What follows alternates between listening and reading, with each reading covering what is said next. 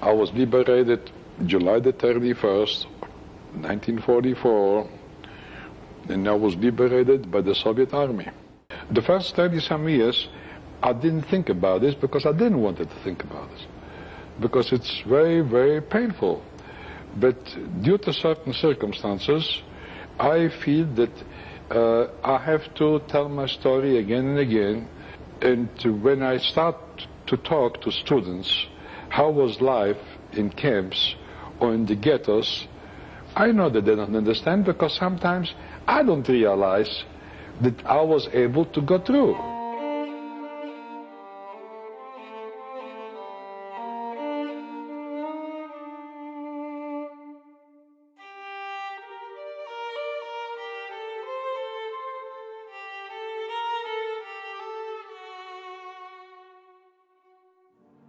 Right before Henry passed away, he was walking us around the museum, as he often did, telling us more about his family, about his memories. And his concern at the time was that people would not remember, that after he passed away, there would be no one left to remember him, to remember his family, to carry on this vision, this legacy that he had left.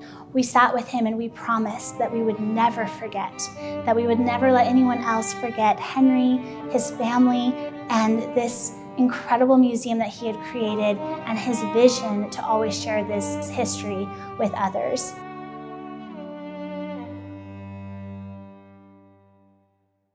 My name is Jamie Flores. I'm the Executive Director of El Paso Holocaust Museum. I have been with the museum for 14 years. So our museum was started in 1984 by a Holocaust survivor, Henry Kellen. Henry moved to El Paso in 1946 with his wife and nephew. And Henry and Julia decided not to talk about their experiences in the Holocaust. They wanted to assimilate into American culture, as many survivors did, and didn't really want to carry those shadows with them. But in the late 1970s, early 1980s, there was this surge of Holocaust denial, those trying to revise the history to fit their agenda. And because of this, Henry decided to start El Paso Holocaust Museum. His response to ignorance, to hate, was education, and remained that way for the rest of his life. So El Paso was home to quite a few liberators. Many people were stationed at Fort Bliss, or were actually from El Paso, and were part of the liberating units that stopped Hitler and the Nazis, stopped their advancing, actually pushed him back, and they came across many of these concentration camps and actually freed the Jewish prisoners who were still there. Oftentimes they didn't actually know what they were finding. They had heard rumors about some of these camps, but nobody really could imagine what they were. And many of these battle-hardened soldiers were completely taken aback by what they found in these camps. The survivors who were still there were very sick, starved, and mistreated. Many of them did not even survive liberation. And so the soldiers that we talked to here at the museum, some of them were reluctant to tell those stories because they felt still so traumatized by what they had witnessed. And some of them did, though. Some did share their stories. One in particular, Albert Schwartz, he and Henry Kellen used to travel around El Paso and all the surrounding area, sharing their stories of survival and stories of liberation.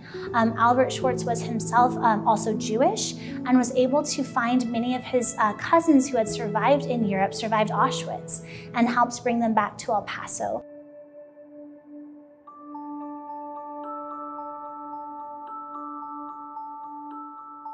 So El Paso at one time was home to about 100 Holocaust survivors. Some of them came up actually through Mexico. It was easier to immigrate through Mexico than in the United States. Even immediately after the war, there were still immigration quotas in place.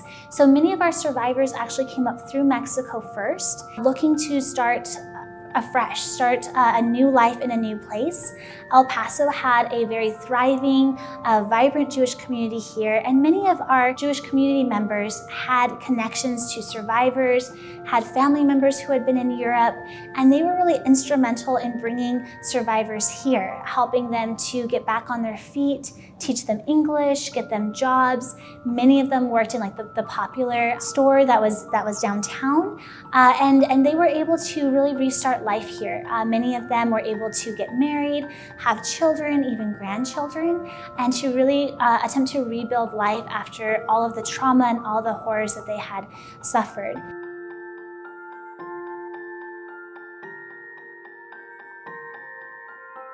So our museum is incredibly unique, not only because of our location, being on the border, the demographic that we serve, but how we view our place in the community, which is why this was the first fully bilingual Holocaust museum in the country.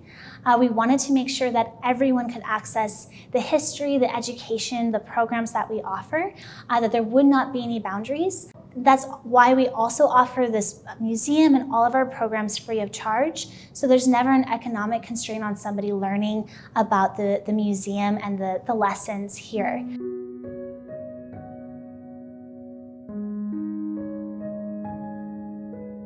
There's been a huge rise of anti-Semitism in all of Texas, but also in El Paso. We've seen it within schools, kids drawing swastikas or saying rude comments to one another without really having a stronger meaning of what it comes from. Specifically last month in May, we had a total of 728 kids come, which is really fantastic. Not only are we getting our message out for the El Paso Holocaust Museum, but with our special exhibit, we show that the importance of connecting the Holocaust with contemporary issues. We really try to shed this importance of unity within all communities and not just within one particular community. So we really try to focus on our series, All People Have Voice, so that way people can learn not only about the Holocaust and the importance of it, but how it's still relevant today. Because we are a border community, we do work with a lot of other organizations that have the same vision of reaching out beyond our normal demographic, talking about topics like immigration and how that affects El Paso, how it affected people during the Holocaust. There's a lot of parallels to history and today, and because of our unique position, we're able to have those conversations about very contemporary topics like racism, discrimination, other issues that are happening around the country, around our community, and connecting that back to history and seeing it through a historic lens and really connecting those to show that relevancy. Many people don't understand our community. If they don't live here, there's a lot of stigma to that. There's a lot of lack of understanding of who we are and what makes our city so unique and so beautiful. And so we love to be part of that celebration and that awareness.